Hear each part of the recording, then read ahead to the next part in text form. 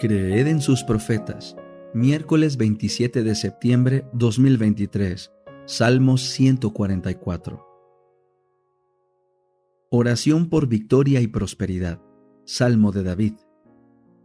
Bendito sea el Señor, mi roca, quien adiestra mis manos para la batalla y mis dedos para la guerra. Misericordia mía y castillo mío, mi refugio y mi libertador, mi escudo en quien he confiado, el que sujeta a los pueblos debajo de mí.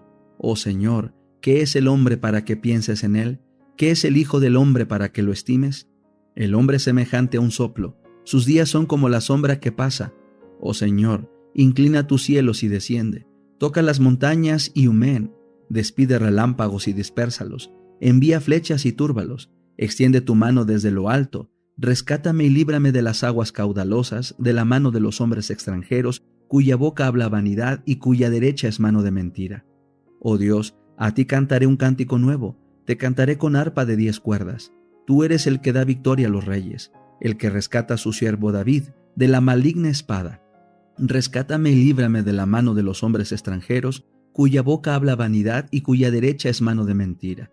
Nuestros hijos sean como plantas crecidas en su juventud, y nuestras hijas como columnas labradas de las esquinas de un palacio. Nuestros graneros estén llenos, proveyendo toda clase de grano. Nuestros rebaños se multipliquen en nuestros campos por millares y decenas de millares, y nuestras vacas estén cargadas de crías. Que no haya muerte ni aborto ni gemido en nuestras plazas. Bienaventurado el pueblo al cual así le sucede. Bienaventurado el pueblo cuyo Dios es el Señor. El conflicto de los siglos, capítulo 30. El origen del mal y del dolor. Satanás había sido tan altamente honrado y todos sus actos estaban tan revestidos de misterio que era difícil revelar a los ángeles la verdadera naturaleza de su obra.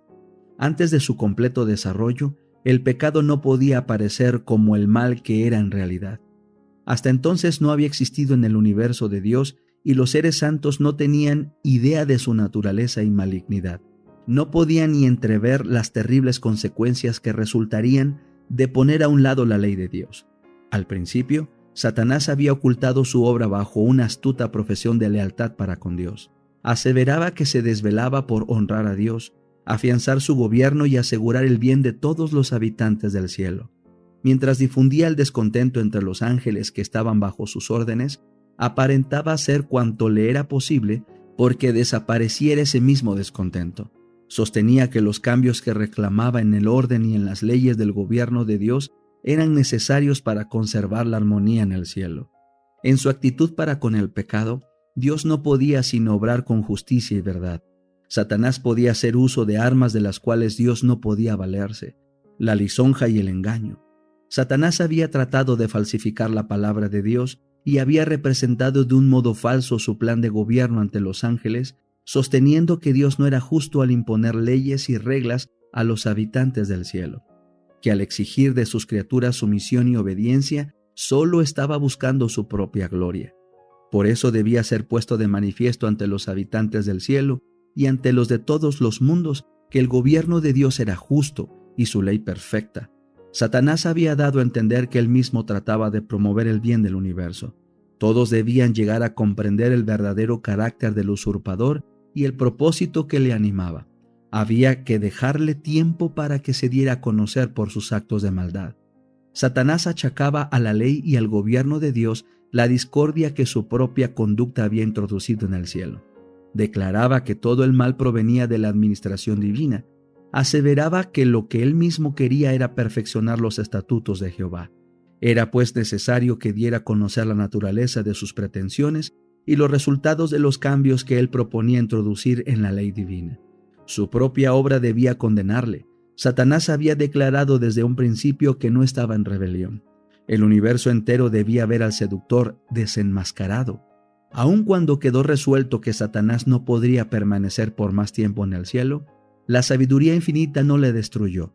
En vista de que solo un servicio de amor puede ser aceptable a Dios, la sumisión de sus criaturas debe proceder de una convicción de su justicia y benevolencia.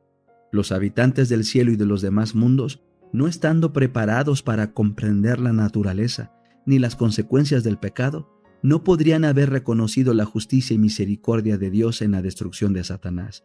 De haber sido éste aniquilado inmediatamente, aquellos habrían servido a Dios por miedo más bien que por amor.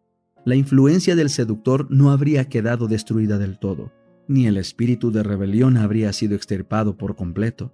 Para bien del universo entero, a través de las edades sin fin, era preciso dejar que el mal llegase a su madurez y que Satanás desarrollase más completamente sus principios, a fin de que todos los seres creados reconociesen el verdadero carácter de los cargos que arrojara él contra el gobierno divino, y a fin de que quedaran para siempre incontrovertibles la justicia y la misericordia de Dios, así como el carácter inmutable de su ley.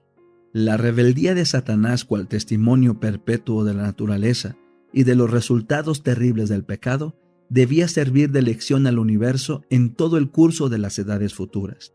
La obra del gobierno de Satanás, sus efectos sobre los hombres y los ángeles, harían patentes los resultados del desprecio de la autoridad divina. Demostrarían que de la existencia del gobierno de Dios y de su ley depende el bienestar de todas las criaturas que Él ha formado. De este modo, la historia del terrible experimento de la rebeldía sería para todos los seres santos una salvaguardia eterna, destinada a precaverlos contra todo engaño respecto a la índole de la transgresión, y a guardarlos de cometer pecado y de sufrir el castigo consiguiente.